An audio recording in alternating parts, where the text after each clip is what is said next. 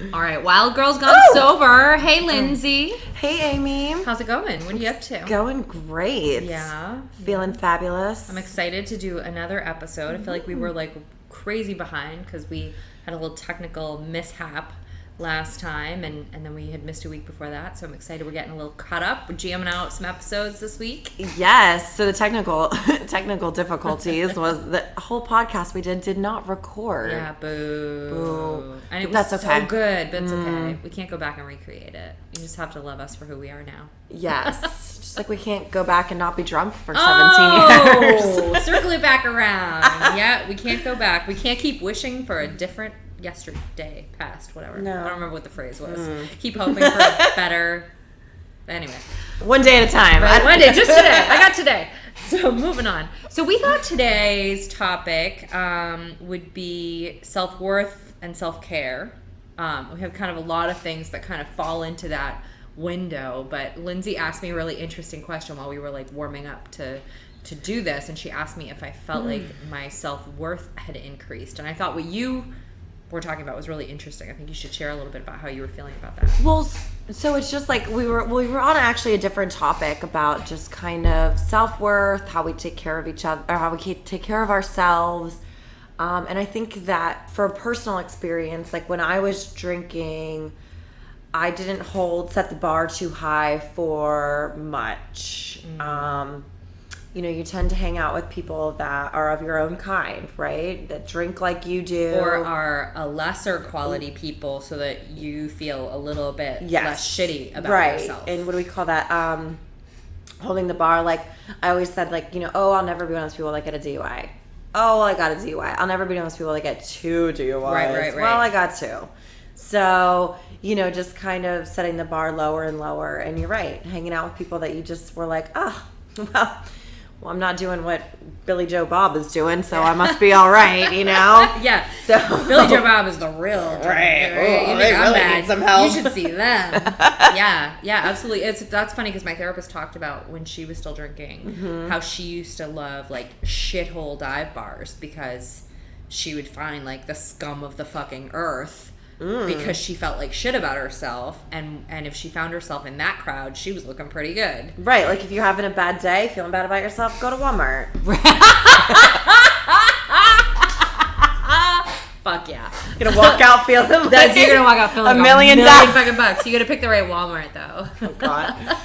So anyway, so for me that was a big deal. It was just kind of like, and it's been a hard transition to really be as confident in my own skin, and I've just been trying to work on feeling more comfortable and confident in that, and I've felt like that's been an increase. So when I asked you this morning, like, do you feel like your self-worth has increased?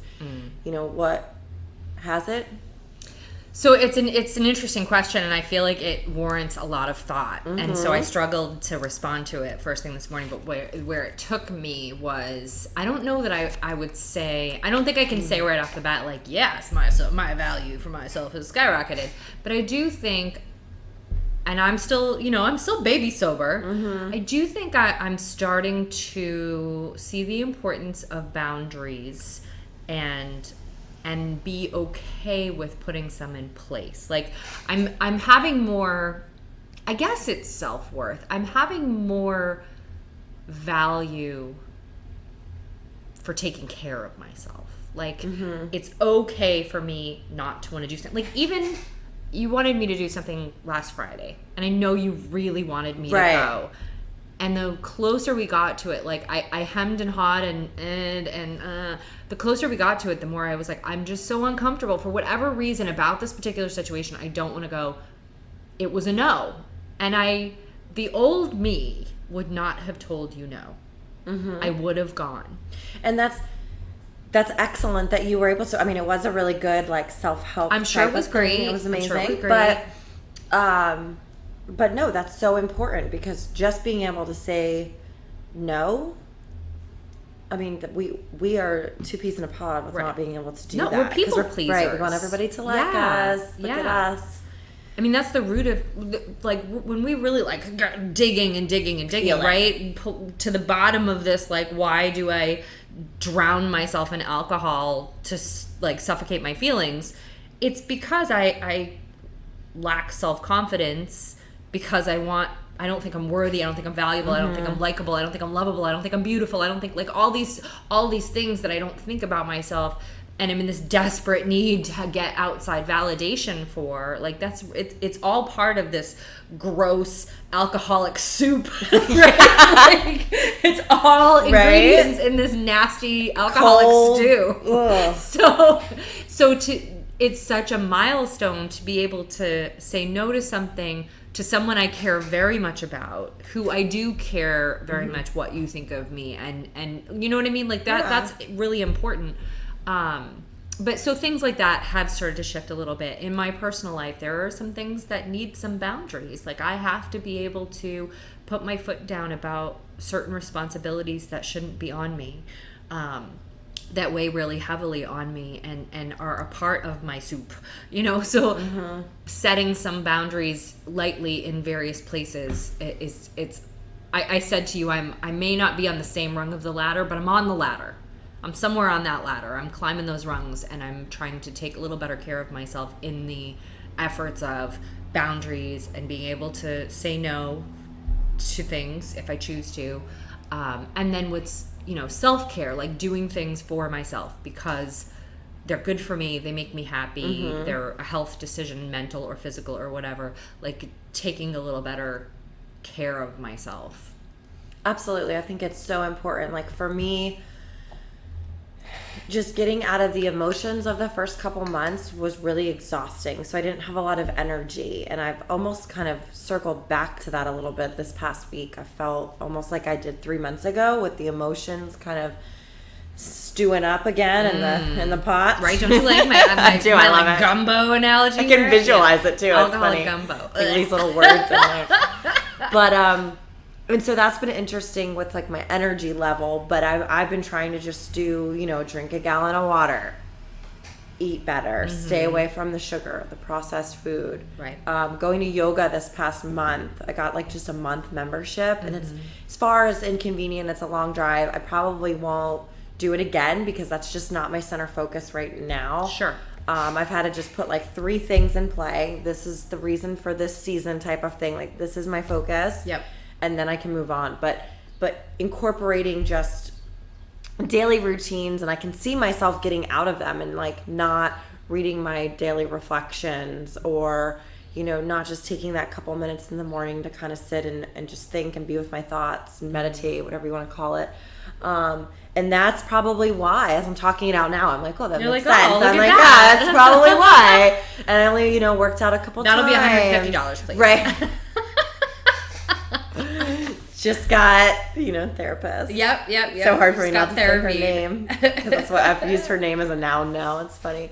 But so those things are really important, and I know that affects my whole day. Like, I get up at 5. I like to be up at 5 in the morning, whether I'm working or meditating or whatever, having coffee. I like to do it in the morning because I feel like that makes my whole day just better. Like, sure.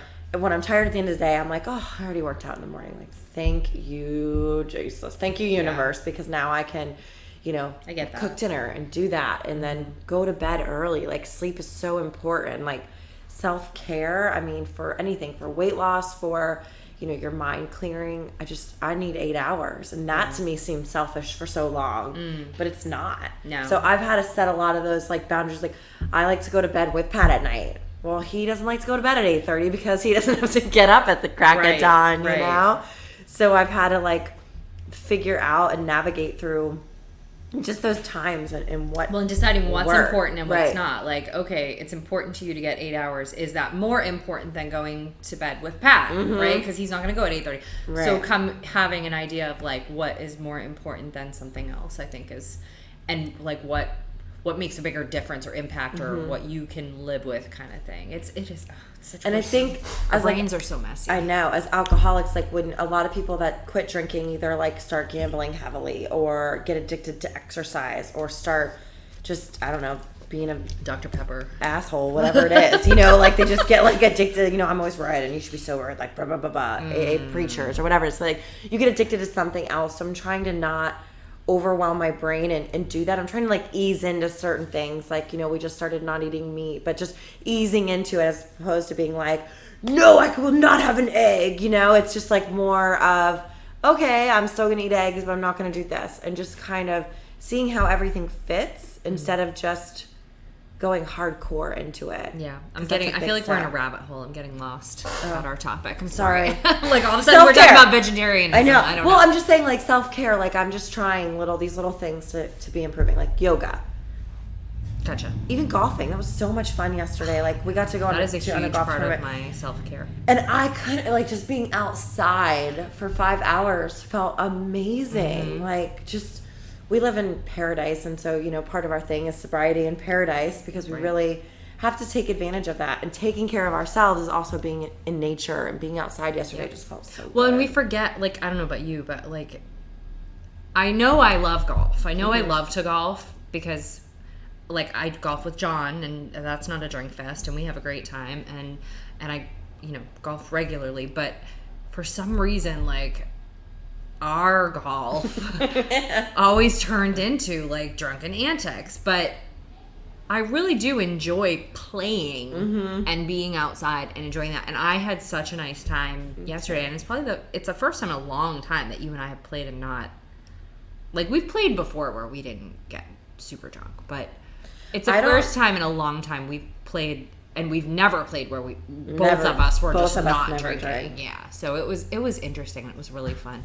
And I think, so some of the other podcasts I listen to, there's some like rockin' awesome people out there, and some of the girls that we really like, they talk about, should we like shout out other podcasts? No? I don't think we need to. So some of the people that we listen to, they talk about sober treats a bit. And I think golf is a sober treat. Like, good for you. You've hit a milestone. It's a sober treat. You should give to yourself. You can give it to yourself every day. I don't care. Like, if you have that kind of money.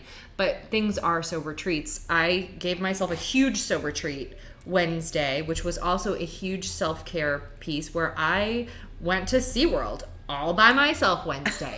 I love it. And I had asked my husband if he wanted to go. He didn't want to take the time off of work. No big deal. You know, we're Florida residents. We get a good deal. I haven't been there in like, I don't know, 5 or 6, 7 years, something like that. And I'm the biggest dorky dork about dolphins. Like, I get so stupid, like, I get, like, emotional about it. That's how much I'm like, oh, I love dolphins. They're so pretty and smart. Like, I get so stupid dork out about dolphins. So I was so excited to go to SeaWorld and see the dolphin show. And I paid, like, the extra $45 so I could play with them and feed them. And I was, like, crying. I was so happy. Like, it's so stupid. I'm so stupid about it. But anyway, I cried in yoga the other day. I went to SeaWorld, and I left at the crack of dawn, and I was there, like, waiting at the gate for them to open, like that girl. And it's so, if you knew me, I don't know, even a couple years ago, like, for me to go somewhere by myself, like, I used to, like, freak out at the mall if I, like, lost sight of John. Like, that was... and there's a weird story behind that, but anyway. But like, I didn't like to do anything by myself. I didn't like my own company. Like, I didn't want to be in my head. And yes, and so it was always like the search for someone and something to do and somewhere to be. And if I couldn't find that, I probably was drinking by myself. It's filling the void, right? Whether it's shopping or finding online a bar or like, where there's people to make bar friends at. Because I do not want to be alone. So for me to go to an amusement park full of strangers by myself was crazy.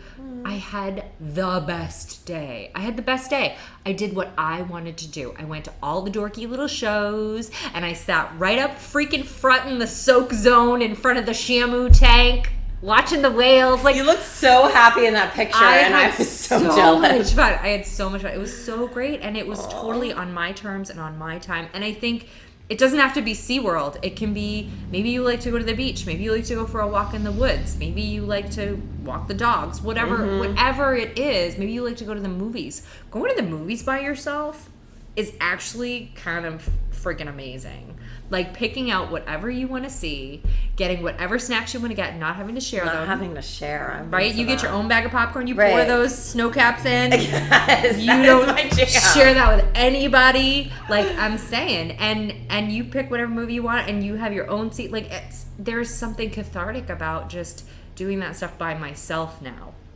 I love that. It's so interesting and it's so different. It's so different from the person I was a couple of years ago. Like, and I would have gone to the movies by myself a couple of years ago, but I would have gone with boxes of wine in my purse, and I would have done it to go and drink by myself. Like, that's what I would have done. I have found that I am enjoying a lot more time by myself and not trying to numb it out watching TV, which is a habit that I have. If I'm like, I just want to relax and not work, I've been trying to like read more or write down or just try to like sit outside, soak in some sun. You know, I haven't ventured off into a whole Shamu experience, but you know, I hope that I can, because I don't see myself doing that by myself either. Right. You know, well, and in fairness, like that wouldn't be like a normal Saturday or anything. Like I had to go to Orlando for that conference, and I was going to be there anyway, so I thought, what the hell, I'll take the day. No, I love it. That's a big step. Just figuring out what makes you happy, and like you said, I like that, like sober treats, like sober rewards. You know, I keep saying I'm gonna go get a massage. I haven't gone and got one yet, so for 6 months I think I'm just gonna plan it and do it. And I have a lady that's amazing, and she's $1 a minute. $1 a minute. I'm serious, like $60, you get an hour massage. That sounds nice. And she's amazing. She's right in Stewart. Okay. Yeah. Sorry. Shout out to my massage. So that's something like that's a future, because it is always nice. It's nice to have something planned, like a concert, a trip, you know, whatever it is. But it's also important to give yourself little treats. I like that. Yeah. Even whether it's clothes shopping, or, you know, buy yourself a new pair of shoes, or I get flowers every week because at Publix or wherever, if the farmer's market down here has like flowers too. Right. $5-10. It's like, it makes me so happy all week. And you know what? Pat loves it too. Like, he loves to see the fresh flowers because he knows that makes me happy and it makes him happy. Like, there's so many little things to do. We went for a walk last week in this like little nature trail. We had no idea. Had I been drinking, I would have never known that nature trail existed, nor would I have given two shits about it, because it's a fucking nature trail. Like, I would have been like, oh, can we bring booze? Right. but it's nice and it's relaxing. And, you know, like, another thing that someone said the other day in one of their rooms is they were like, you know, it's either a perfectionist in a way of like it has to be their way perfect, or they don't really see a point in doing it. Yeah. And I'm very much that way. I don't know why people walk. I don't know. They should just run there. Like, I'm like, why are you working out that way? Like, if you're not going to be hardcore about it, then why are you doing it anyways? Like, if you're going to stretch, well, if you're not going to do hot vinyasa, then like, I'm just a very much. I was like, oh my God. Yeah. If you're going to do something, like, you're going to do it. Might as well just eat donuts on the couch. Right, exactly. Like, if you're going to make an Excel sheet, you should have all their information instead of just, like, their name and email. Why don't you have their phone number? Blah, blah, blah. You know, like, I'm just over the top in that way. And so one lady in the room said that the other day, and she's like, you know, I either do it or I don't. And so I've been very much that way about a lot of stuff for forever. And so Pat has been wanting to, like, walk after dinner. And I'm like, it's so stupid. Why am I walk? We went for a walk after dinner the other night, and I kid you not, it was so relaxing. I mean, I talked the whole time about, you know, something that had been going on that day, but we walked a mile after dinner outside, and it was lovely. Like, I got back and I just felt like a stronger connection with him. No phones, no nothing, outside. That's awesome. It was just so nice, and that felt like self-love that I'm just not used to. So just a different form of it. Nice. Yeah, and it just felt good. I was like, we should do this every day. Now Matt's going to be like, oh, God. Whoa. What about, like, boundaries in your world? Like, what do you think I mean, you don't have to get specific, but, like, do you find that now you're almost at 6 months, which is amazingly huge, and, you know, do you find yourself... I guess the reason I'm asking this, I'm kind of like leading the witness here, but I feel like I'm setting boundaries about things that I didn't know bothered me, or that I didn't know like what were an issue in my life. Well, I don't want to get super specific, but you like I'm discovering like, oh, that really does trigger me or make me feel bad or make me uncomfortable. If I say this isn't okay, or I really feel a lot of anxiety about this, but I don't have to take responsibility for this, it's really not my issue to carry. Like, just kind of discovering, like, I would have assumed I need to do all these things, or I would have felt obligated. To fix it, and make that's it part your of my own problem. codependency, Right. It's part of my codependency to, like, fix things and be the savior, be the rescuer, because then you'll love me, right? That's part of my issue. But as I'm taking more self-reflection moments and I'm doing the work, I'm seeing, like, okay, this makes me uncomfortable and isn't nice to me, and so it's okay to say no to it, or kind of thing. I guess that's what And it's work. You know, this is not, people don't just get sober to do whatever. And that's why people relapse, I think, is because it is a lot of work. Like, I always seem to have my shit together, right? But it's work. Like, yesterday felt like work a little bit, golfing and getting through that. But, you know, if you don't take the time to point the dial inward, right? And really, because that's why you're drinking your, right? Like, assess yourself. You have to do this mental health assessment on a daily, hourly, minute by minute basis sometimes. Yeah. Of what you're feeling and why are you feeling this way, and to go through the whole journey of it, and it's exhausting. Yes. And like, am I sad or am I angry right now? Or, like, is that anxiety and belly, why? or am I just really tired? Like, what's triggering that? Did you eat today? Did I eat wrong? Right. Right. You get so, and it's so much, but you have to just one piece at a time. And then it's like going to the gym. Like, I'm never mad I went to the gym. Like, I never felt like that was a waste of time. Just like going through the emotions and talking about it. Like, ugh, it can be exhausting. I don't even know where I was going with that. Well, I was asking you about boundaries. like setting boundaries. Yeah. I have not done a lot of stuff. Like, normally I feel like I need to do everything and run around. Last night I should have been at my bestie's kid's birthday party. But it's just, I just felt like I couldn't do it. And I just had to say, no, I'm not going to do that. So I've made a lot less commitments. The ones I have made, I've really just tried to stick to instead of backing out, because, you know, that's just important to not be that person. You don't want to be a scumbag. Right. And I've had to, even like with my family or friends. Right. Bless you. Oops, sorry. Such a cute little sneeze. Mine are like that. So that's been important to me. Boundaries of things, places I go, people, places, things, right? Right. Setting those boundaries. People I can talk to, associate with, places, things I'm not going to do. That set you off, right. Make you uncomfortable. Yeah. So awesome. Work's been a big boundary one for me. You know, I'm not feeling this need to over please and overcompensate and do all these things. You're also not working like 70 hours a week. And I have to point this out to you, because a year ago, like, for me to hook up with you on a Saturday morning to do anything would not have happened. No. You were like insane. You were working freaking constantly. And like, to the point where I was like, can I get some time with you? Like, people are like, how do I get on your time dance that card? I never got to see you unless I was going to some event that you were working. That was like a 6-month period that it wasn't happening unless we had a tournament that we could play in because of a work thing, or I went to an event that you were dragging that crazy thing around with you. Like, it was rough. So I notice. Thank you. You have really, like, you're guarding your time a little bit. That's it. My time is valuable because of the self-worth that I know my time is valuable now. Before, I think I wasted a lot of time people-pleasing, doing whatever, and it's so important. And I still find myself, like, reverting back to old Lindsay sometimes with how I'm ready to just jump at the dime to say, yeah, sure, it sounds great. I'll totally do I'm right that. on top of that, Rose. Yeah. Yes. Even you, remember last week, you're like, I shouldn't have told you I would go. Like, I should have thought about it more, you know, like, it's a work in progress, right? Like, it's just trying to figure out how to fit it in. And sometimes I don't set enough boundaries. I think that's just a continuing project, you know, like, and do you set them too tight?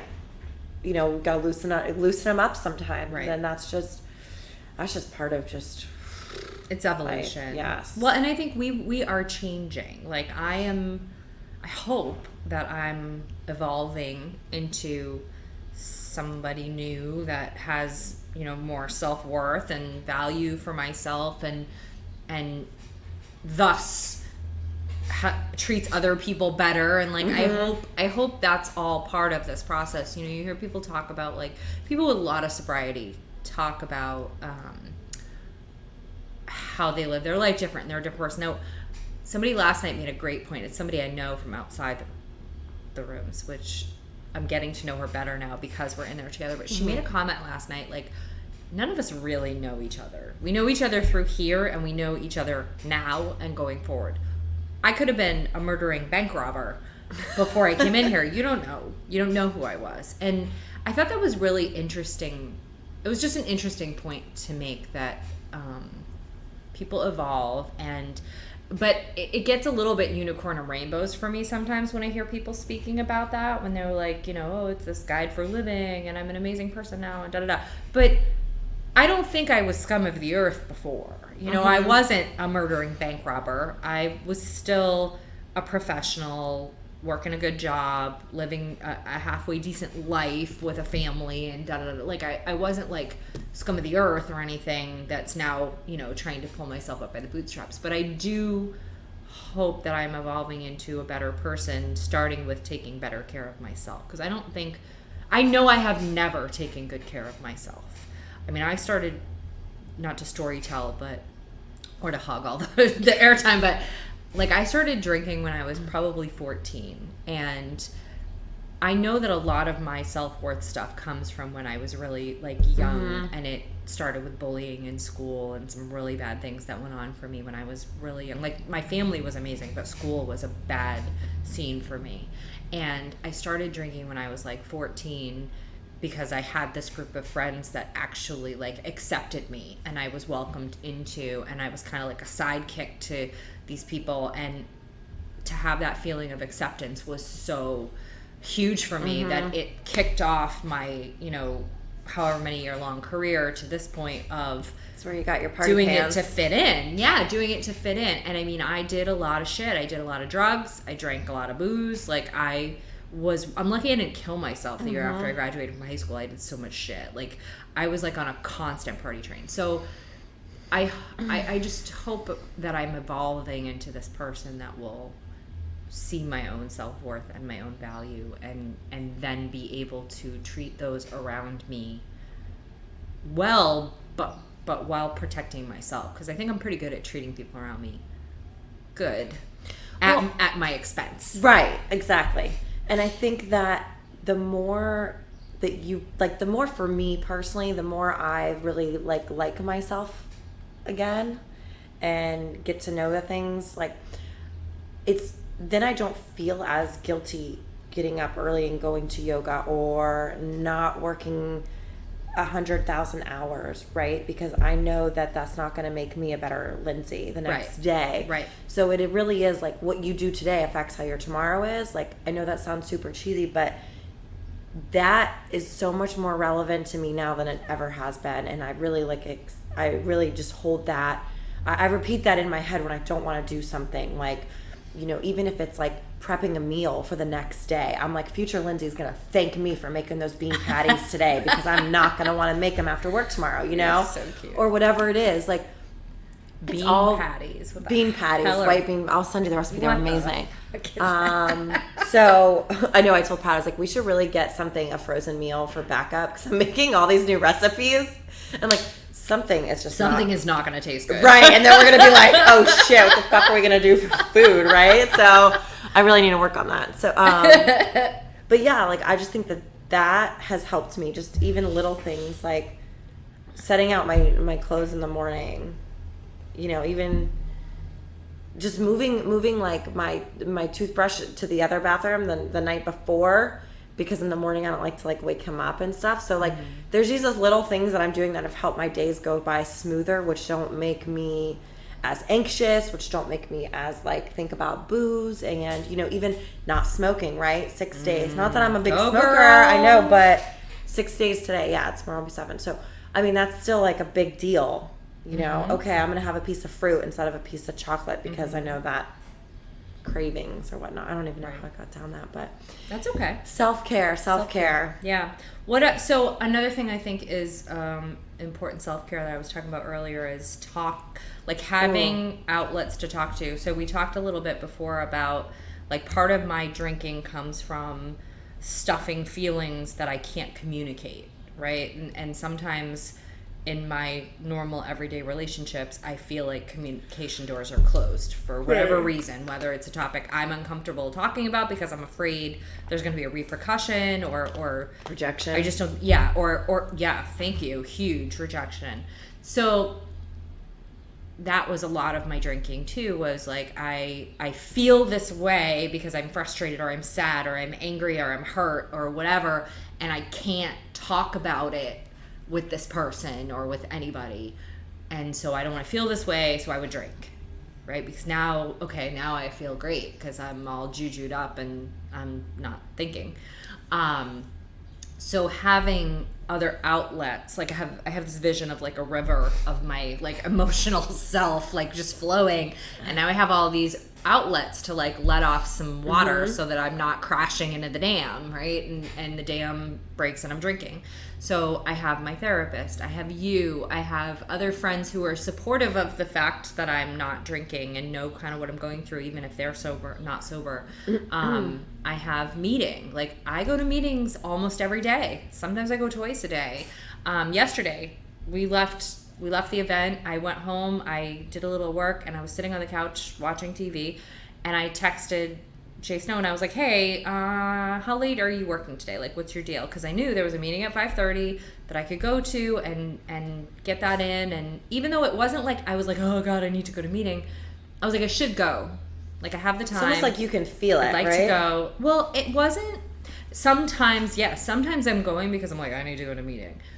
Sometimes I know I'll feel better. I know I'll enjoy it. I know I will take something away from it. And I know a nugget. The more I go, the better I'll be. So it wasn't that I had this super hard need to go yesterday, but I know it's good for me and it's an outlet. And I did end up talking about something at the meeting that I didn't necessarily go in there feeling like I needed to talk about, but something sparked me to have conversation. So having all of these outlets to be able to let off steam or I like how you said the river. I think about it in a different way, of a visual as a toolbox, right? So we have a tool belt, and my dad's a construction worker, so I always loved the tool belt. I was, and you got all these different, we've never been strapped with a tool belt except for alcohol, and now we're learning how to process. My dad drove a beer truck. Is there an irony to that?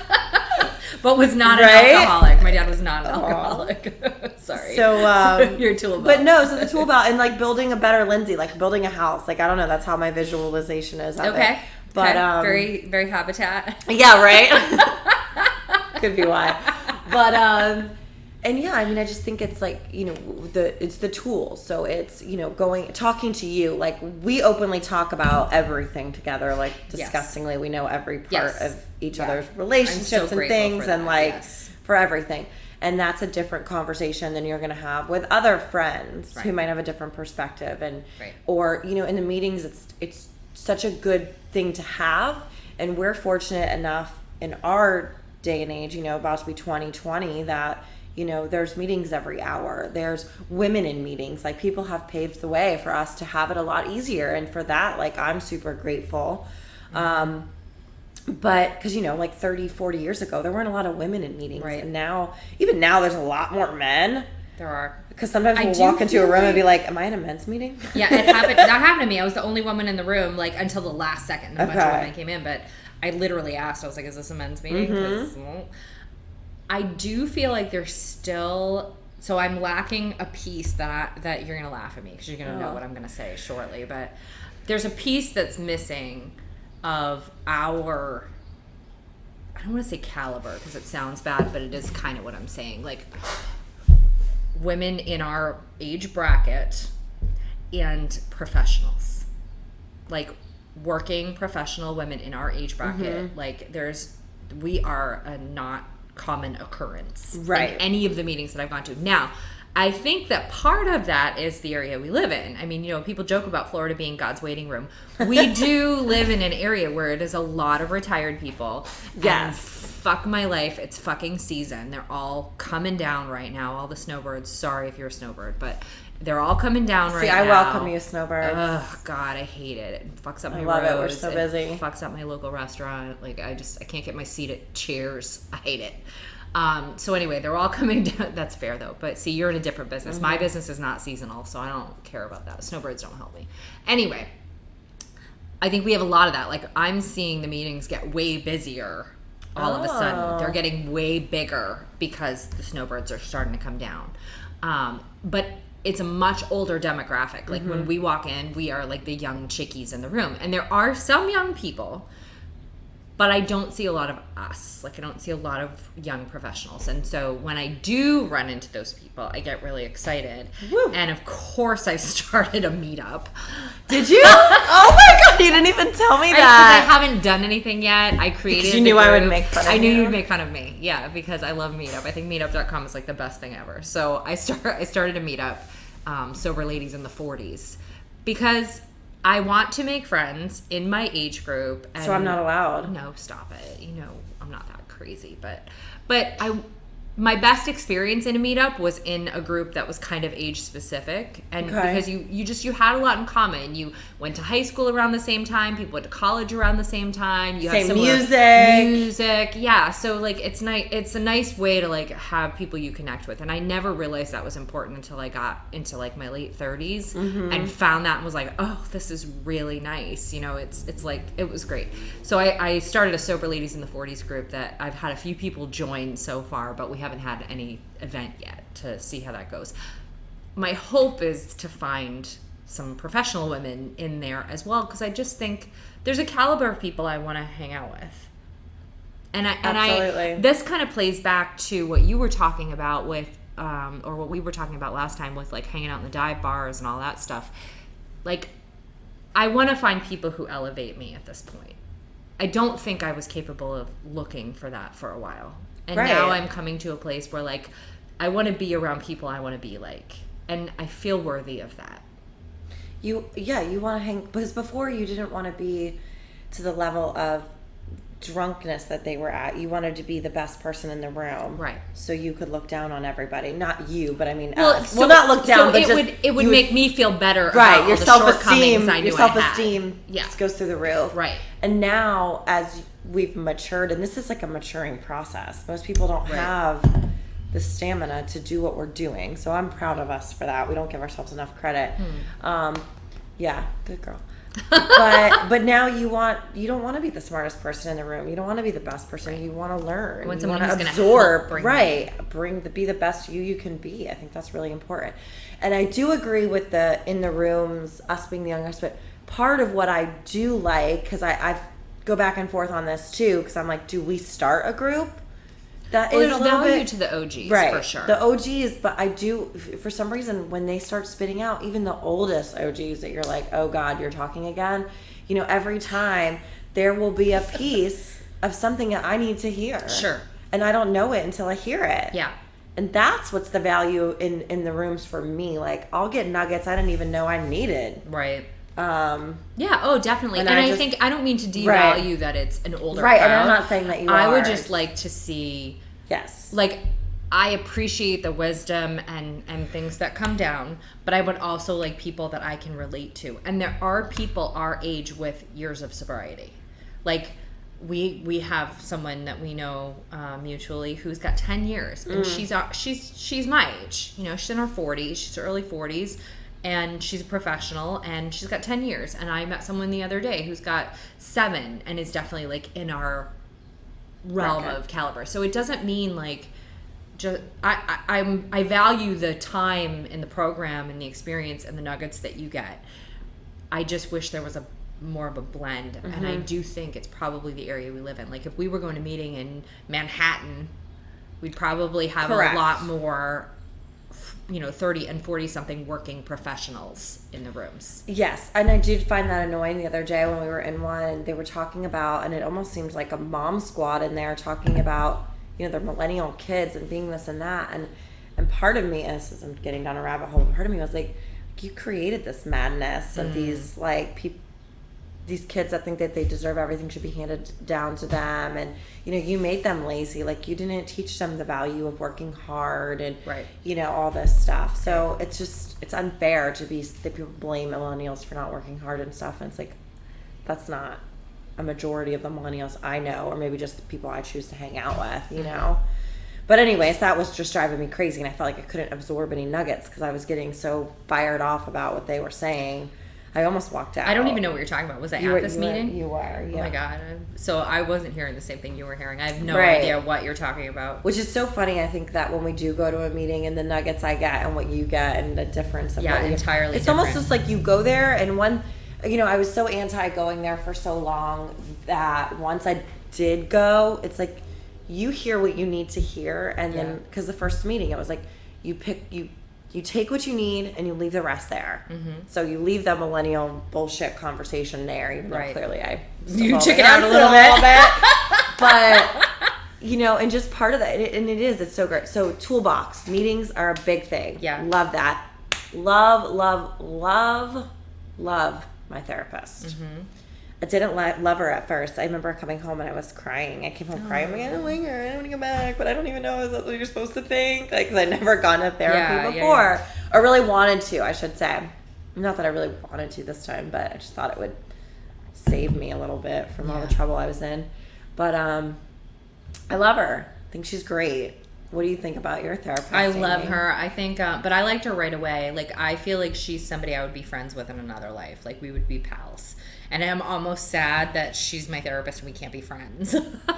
See, I think my therapist, I remind her, I'm like her in another. That's what mine says to me. Like, sometimes she's like, I'm sorry that I'm storytelling, but she's like, I relate so much to what you're going through right now because we're very similar creatures. Like, she was in sales, she was this, hot shot, da da da da. Like, we have all these things that we relate to each other about, and I didn't know right away when I started going to her that she was an alcoholic. Like, she specializes in treatment and addiction, or alcoholism and addiction treatment, but I didn't know that she was. It's probably more common than not that people who go into that line have that past. But I thought that was really interesting. Like, it shocked me when she finally told me, like, I go to AA. Like, it's okay. You could do this. Like, anyhow. But yes, she is an amazing outlet, and I'm very comfortable with her, and I've been very open and honest with her about everything, which I think is key. I was married before, and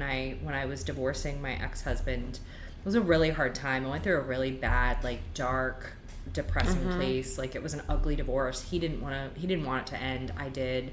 He treated me like garbage because he was so he was hurt. He was hurt and angry, and I don't blame him. And it's all okay. He's remarried and happy, and I'm remarried and happy, and we're good. But I was in a very dark place, and I thought I really should go to therapy. And I went to someone that, like, my primary care doctor referred me to, and I just didn't jive with this. It was a man, which I think was mistake number one, which is funny because my primary doctor was a man who had been my doctor since, like, I left my pediatrician. Like, he was my doctor my whole life. I loved this man. I loved him. He was so wonderful. All my doctors have been men. Even my gynecologist. Yeah, I don't love that part, but but I love this man. But he sent me to a man, and I went, and I just didn't jive with this guy. Like, I didn't feel comfortable. I know I wasn't truthful with him about some of the things that were going on in my world as my marriage was ending. Like, so it was kind of a bad experience. I went a couple of times, and I was like, fuck this. I don't want to, like, there's no reason for me to go do this. And he never once called me again to say, like, are you coming back? Like, do you want to schedule it? Never. Not once. Not one time. Isn't that funny? I was like, oh, you fucking cared. Maybe he just knew you weren't ready. Because, you probably weren't ready. That's one thing about therapy. Like, when I started going to my therapist, I was not very honest with her. I wasn't. And that's another thing I'm really happy about. Self-worth, self-care, until this is the most honest I've ever been about everything. And I always considered myself a very honest person, but I wasn't. Right. So I feel lighter. Like, I feel like I stand taller.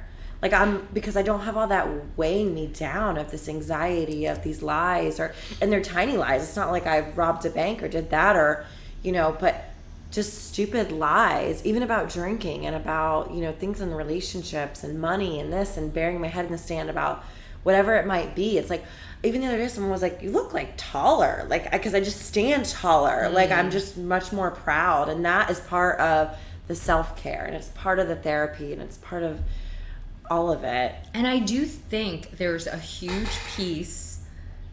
There's a relief of knowing I don't have anything to be guilty about. And you're not going to wake up and be like, what happened? Right? I don't have to apologize for yesterday. Right. I don't have to hope that John doesn't figure out how much I drank or pick you up off the floor or fret about when he's taken the recycling out that there's like 45 wine bottles in there. Like, there is a weight lifted that I don't have to feel bad about a lot of things, because like just removing the alcohol from the situation, I didn't do anything wrong. I didn't do anything bad. Whatever, if I do something that hurt somebody or isn't good sober, like I will know it and remember it and apologize for it, and it'll be okay. Make amends to it. Right? It'll all be fine, but it probably wasn't intentional and it was a boo-boo and it's okay. Like, it's just so different than like, oh shit, what did I say? Oh. What the fuck? How did I get home? What did I say? What did I do? What's in my car? Like, oh my God. Yeah.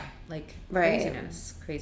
I mean, the real seriousness of that is really extreme. I mean, there's stories behind that, but for sure. But it is so much nicer now to do that. And like, to plan things, like I'm enjoying planning like things after things sometimes. Like, oh, I'm going to go home and relax and cook, as opposed to, oh, I'm going to be shit-faced and I can't do that. Right. You know what I mean? It's just totally different. Right. I'm going to stop at Winn-Dixie on the way home to get another bottle of wine, because I'm not sure I have enough wine, even though I've been drinking all day. But I think there's only 2 glasses left in that bottle that's under the cabinet, so I got to stop and get more so I can be completely blackout drunk on the couch in front of the TV.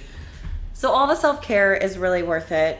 Absolutely. It takes time. And it comes in a million different forms. Exactly. And I think if you're early on, be gentle with yourself. It's okay to baby yourself. It's okay to sober treat yourself with a pumpkin muffin from Dunkin' Donuts or an extra walk after dinner or something. Like, whatever it is, it's okay to treat yourself with, and treat yourself with kid gloves. And it's okay to start setting some baby boundaries that protect you. Because right now, like, that's all you have to be capable of. It's almost like you see that movie, Where's Bob? It's like baby steps, one step at a time, right? That is exactly what I think of. I'm going to put a goldfish around my neck. One step at a time, exactly. And that's all that, treat yourself good, just one day at a time. And some days it's just getting your head to the pillow, right? There it is. I love that one. Awesome sauce. Well, thank you so much for tuning in. We greatly appreciate it, all of your support. Thank you for listening. We hope it was helpful. Send us some feedback on our motorcycle noises. Where could you find that feedback? Oh, God. Is it wildgirlsgonesober@gmail.com? Yep. Yay. And follow us on social media soon. Yes. Instagram and Facebook. On Instagram and Facebook. And thank you so much. We'll see you next time.